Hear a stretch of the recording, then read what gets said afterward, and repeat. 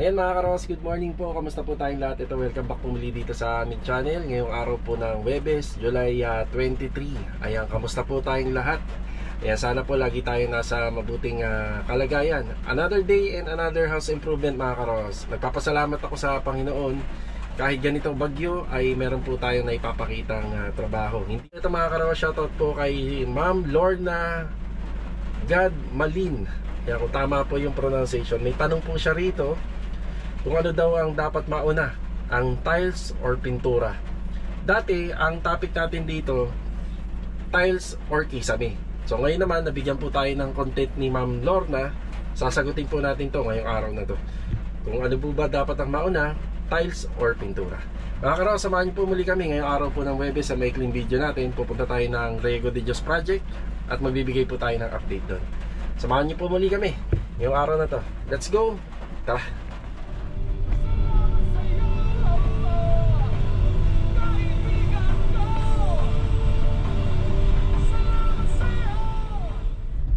Dumaan muna tayo rito kila Master Batang. Kung sakali daw may di-deliver daw na maaga yung mga materyales na in-order nila sa glass and aluminum sa supplier, baka daw magawa nila ngayong araw yung sliding window para sa second floor ng project natin sa Riego. Ayan. Tingnan natin kung mukha yatang walang tao, mukha yatang hindi magagawa. Ayan o. Wala, hindi sila busy. Mukhang hindi magagawa. Tingnan natin. Aba, vlog ko to Pare, mukhang pinapanood mo yung vlog ko Wala pa eh. Patay mo muna. Ito lang. Ano, kamusta? Wala pa yung supply? Wala pa nga eh. Ito yung phase 6. Oo siya. Ito kami yung pera ko. Ay, ito na yung sa ano. O sige, wala namang kaso. Kung sakali lang sana kasi dala ko yung van para may sabay kita na.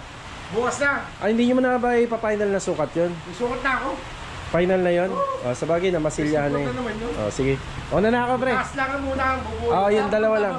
Doon, pupunta ako rin. Mag-update. Tanggal na ba yung bitana? Yung, Yung sa baba? hindi pa, kahit huli na yon kasi may bubong naman eh. Sige. Bye-bye. Ito yung sa phase 6. Oo, yan yung ginagawa mo yung dalawa. Okay. Ayan, bali hindi niya pa nagagawa. Gawa ng ano, wala pa yung supplier. Baka bukas na.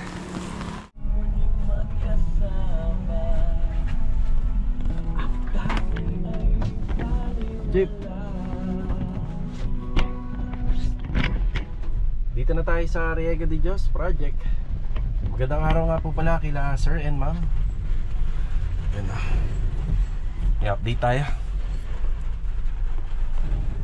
Yep. Bali, ito araw ng Huwebes. So ito yung update natin sa Riego de Dios Project. Bali, may gumagawa naman dun sa Phase 6 project natin, pero baka hindi na ho tayo makapunta. Marami rin po tayong inaasikaso din ngayon. Bukod pa dito sa Riego de Dios, may ibang bagay din po tayong inaasikaso pa regarding po sa mga kasunod natin na project. Yan, bali ilan lang po yung pumasok. Hindi naman po lahat. May pasok kagaya doon sa Anyana. Yun talaga yung apektado ng ating bagyo.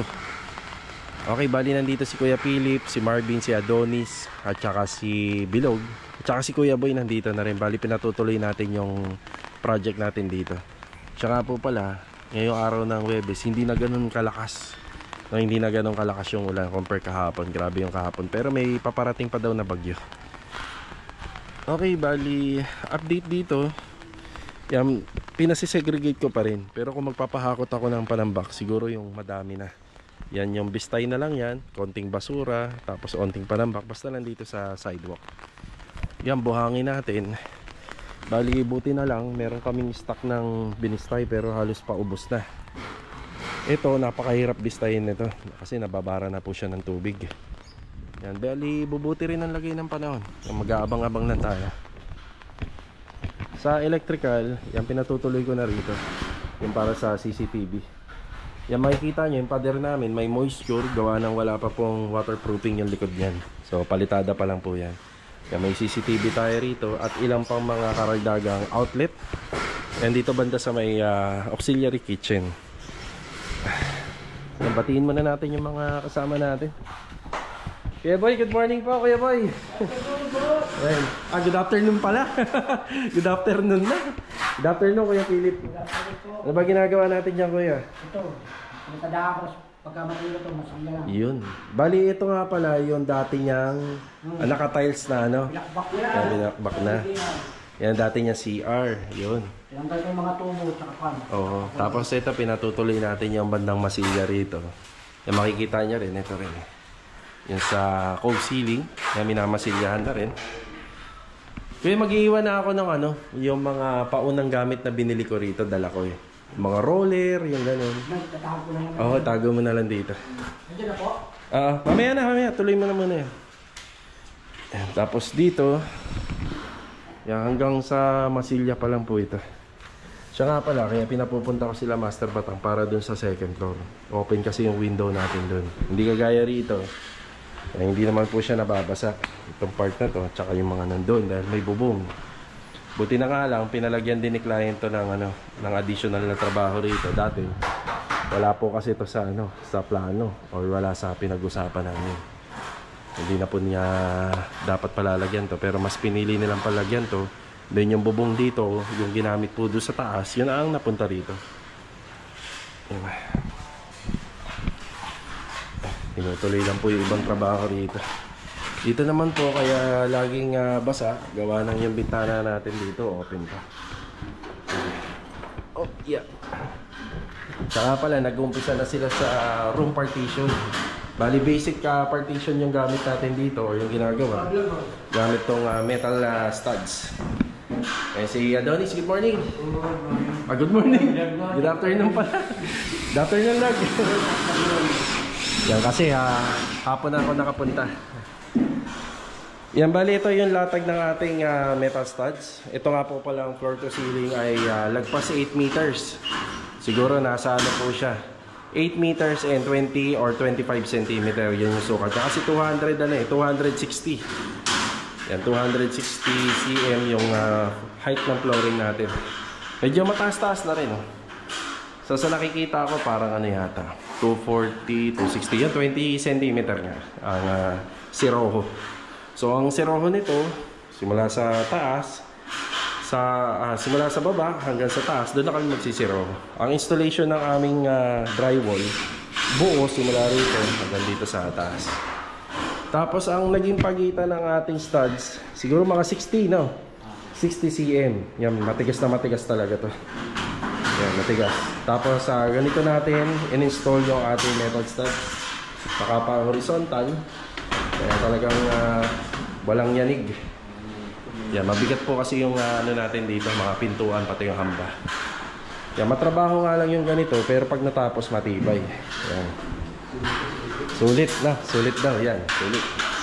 Tapos magkukulang po pala tayo ng materials dito kasi yung ibang unang metal studs, tinansya lang muna namin nung ginagawa yung ceiling. Bali may paparating pa tayo ng mga 30 pieces pa na mga metal studs, gawa ng mas magastos kasi yung ganito. Di bali, ito naman talaga yung plano dyan. So, sinunod lang natin yung plano. Yan pa ganyan. Tapos sa taas, magkakaroon pa ng zero dyan. Kumbaga magkakaroon pa, bali 4 na layer. 1, 2, 3. Yan, 4. Yan, matibay naman. Yan ang maganda. Tsaka ang metal studs ngayon, hindi naman ganun kataas ang presyo niya. Tapos ito yung ating door jamb na gawa ni Kuya Jason. Bali kulang pa si Kuya Jason dito ng 2 pa. Yan, bali kulang pa. Pero hindi naman tayo mabibitin ngayong araw. Tapos nagpadagdag yung tropa ng utility box yung ganito. Mga 10 piraso. 10 piraso pa nito. Tapos RDFlex or yung drywall natin na 1/4, mga 10.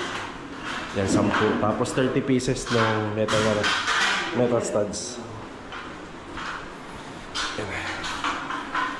Kanina, nung dumaan ako kay Master Batang, para dito po yung pinag-uusapan namin. Kung malalagyan po ng bintana ito, hindi na po sana ganito. Kahit pa paano may protection na. Yan. Tapos magkakaroon na ng partition to or division. Kinakailangan na po natin magpasok ng ibang materyales kagaya ng plywood. Papa-order na rin po tayo. Kung gumaganda na po yung panahon bukas, Yung papadeliver po tayo ng plywood para sa finishing carpentry. Yan, pag natapos nila yung room partition dito, bali finishing carpentry na, maglalagay na po tayo ng mga closet sa bawat kwarto. Yan. Bali 4 bedrooms to. Nasa 3 or 4 ata ano rito ang closet. Titingnan ko pa sa sa kontrata kung ilan na nakalagay. Pero nasisigurado ko bawat kwarto yata meron, pero alamin po muna natin. Check natin kung ilan. Yan ang partition. Okay, bali pag-usapan nga pala natin yung nag-comment tungkol po dun sa ano ang dapat mauna, tiles or pintura. Kadalasan kasing tinatanong ng mga viewers or ng ating mga nagpapagawa, ceiling or tiles. So sa ganun po kasing pamamaraan, kaya inuuna ang kisame para hindi masyadong magkaroon ng damage yung ating floor tiles. Kasi syempre kapag nauna yung floor tiles, doon po lagi magtutungtong ng andamyo. Doon po kasi laging gagamit ng andamyo, yung mga metal studs, metal paring, pangkisame, laging nasa floor area. Kaya laging inuuna standard nito. So sa naging diskarte namin dito, pwede naman po Ma'am Lorna na mauna ang tiles, mahuli ang pintura. Pero ang tip ko sa inyo, kung ganitong klaseng tiles, glossy, porcelain, madali po siyang linisin. Lalong-lalo na kapag glossy po yung tiles na kagaya nito. Ito po kasi yung mga pang-indoor na tiles na madalas po kapag namamansahan siya, napakadali niya pong linisin. Pero kung pagdating naman po sa kalinisan, unahin niyo pong pamasilyahan hanggang sa malagyan ng primer. Kasi pag nalagyan na ng masilya at natapos na at nalagyan ng primer, ayan, nalagyan na siya ng primer, hindi na po masyadong madudumihan yung tiles. Lalo na kung ang tiles na gagamitin is yung medyo rough at matte. Napakahirap po kasing linisin nun. So yung mga ganitong klaseng tiles, makintab, napakadali nitong linisin. Pero syempre may mga disadvantage din kasi yung mga panlinis na chemical. Kaya po susuriin po muna natin yung tiles bago gumamit ng mga panglinis na chemical, gawa ng pwedeng magmantsa yun at hindi na matanggal sa tiles. Pero yung mga ganitong klaseng tiles, yan, maganda po ito na kahit po madumihan o mamantsahan, madali po siyang linisin. Kahit po mapatakan siya ng pintura na makapit, paleta lang po ang katapat niyan. Madali lang linisin. Sa ginawa nga po pala namin dito Ma'am Lorna, ang discarding ginawa namin dito, isa pinamasilyahan lang po muna namin. Pagkatapos po siyang masilyahan, pinalihan lang po namin hanggang sa kuminis ng ganito. Pero yung ibang part ng wall ay wala pang application ng primer. Hanggang masilya lang yan. Ang na-primer lang namin dito, itong bahagi na to. Yan, para matibay na. Kasi ang dahilan namin dito ay gagawa pa kami ng partition. Magkakalat pa po kami rito. Magdudumi pa at mag-aalikabok pa. Kasi yung partition na gagawin, dadaan din po yan sa maraming masilya at dadaan din po yan sa primer. So kaya mauhuli yung sa wall partition kasi importante doon, meron na tayong tiles. Ayan yung sagot natin dyan. Pero kung ang bahay na ipagagawa mo ay wala naman pong ganitong division na gagawin at buo na po siya, isang kwarto, para po sa akin, unahin nyo po, after po ng ceiling, unahin nyo na po magmasilya at magpintura. Para po kapag magpapa-install ka ng tiles, magkakaroon na lang naman siya at dumi, ito na lang. Ito na lang ang i-retouch mo. Kasi po may mga pagkakataon kapag nagpapa-install po kayo ng tiles, pinturado na po yung mga pader, maaari pa po siya matalsikan ng semento. No, di ba? Kagaya nito, makikita niyo. May mga mancha pa siya. Di ba? Pero, ito lang. Pagdating dito, hindi na po siya namansyahan. Di ba? Okay. So, sana nakapagbigay po tayo ng sagot sa katanungan po ni Ma'am Lorna. Ano daw ba ang magandang unahin? Pero kung kayo po ay nangungontrata, magandang diskarte yung ganito. Inuna natin yung masilya, inuna natin yung primer, para pag nagpa-install po ng tiles, hindi na po masyado madudumihan yung tiles. Kasi may mga kliyente na nagpapagawa na ang pinipiling tiles ay hindi ganito. Hindi yung madaling linisin, yung matte at saka yung rough. Tapos kung ikaw naman po ay nagpapagawa po ng bahay, magiging conforme po yun sa lokasyon at magiging conforme po yun sa sitwasyon na mga pinagagawa mo sa unit mo. So, eto. Sana nakapagbigay tayo ng idea regarding po dun sa ano ang mauuna. Pintura. Kasi ito kasi hindi ko nabanggit. Ang kisame natin ay hindi na pinipinturahan. Ito pa, idagdag natin. Kung sakali pong ang ceiling nyo ay gawa po sa mga piping boards or hardiplex, syempre pipinturahan yun. Unahin nyo na po ang pintura sa kisame at unahin na rin po ang pintura sa pader para pag nagpa-install ng tiles, para bago magpa-install ng tiles ay malinis na hindi na masyadong magkakalat. Malaking advantage po kasi yung hindi masyadong makalat, lalong-lalo na kapag finishing na. Alright. Si Marvin. Bin, nabati na ba kita? Good afternoon. Good afternoon. Ayan. Okay, yung materialis nga pala rito mga karos, baka hindi ko na po abutan. Gawa ng kakatawag ko lang po ng kailangan nila. Ulitin ko lang, may paparating tayong 30 metal studs, 10 pan-dry walls na 1/4 at saka 10 utility box. Yan na. Sige kuya ha. Ingat kayo pag uwi. Yung mga binili ko sa Inco, ayan pinababa ko na po sa kanila. Bagong-bago kuya boy. Okay na yan. Dilak na lang po yan. Brush at saka baby roller nandyan. Oh brush. Oh brush ko yan. Tsaka yung dalawang ano. Sige. Ayan, bali dire-diretso naman na po yung pagpa-primer dyan. Ibinaba ko na rin po yung para dyan sa materialis sa Riego de Dios. Ayan, ibinaba na rin po natin yung ibang materialis. Bali ano po yun, consumable materials na binili ko po sa Inco.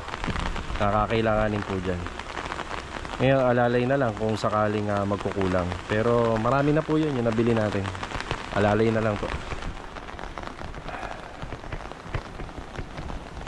Pakahirap magtrabaho pag ganito. Yeah. Pero dito masusubukan yung bahay. Sa second floor niya maganda. Tapos dito rin, wala rin po siyang bakas ng tulo. Yan, ayos din po. Yun nga lang, hirap magtrabaho pag ganito. Di bali, ang trabaho nandyan lang naman yan eh. Nakaabang lang. Ang importante tayo. Diba? Kailangan nasa maayos tayong kalusugan at tamang desisyon. Kaya ako, tamang desisyon lang po sa sa pagpasok din ng manpower. Pero syempre yung iba kailangan din ng trabaho, di ba? Kaya sana gumanda-ganda na yung panahon para ibang mga tropa makikita na po natin dito sa vlog at makapasok na. Bali mga karos, hanggang dito na lang po yung vlog natin ngayong araw po ng Huwebes. Gusto ko lamang po sanang sabihin na kahit naman po ako ay nalulungkot na ilan po sa ating mga kasama ay wala pong trabaho. Masaya na lang din po ako mga karos dahil kahit papano po ay nakakapagtrabaho po tayo. At ilan po sa ating mga membro ng Lee and Aki Builders ay nabibigyan natin ng trabaho. Sana po hindi na magtagal ang bagyo na ito at maging normal na po ang lahat. God bless po sa ating lahat. Mag-iingat po tayong lahat, lalong-lalo na po sa mga pumapasok at umuwi. Ito, hanggang dito na lang po. Paalam po muna. Kita-kita na lang ulit tayo for the next video. Let's go! Tara!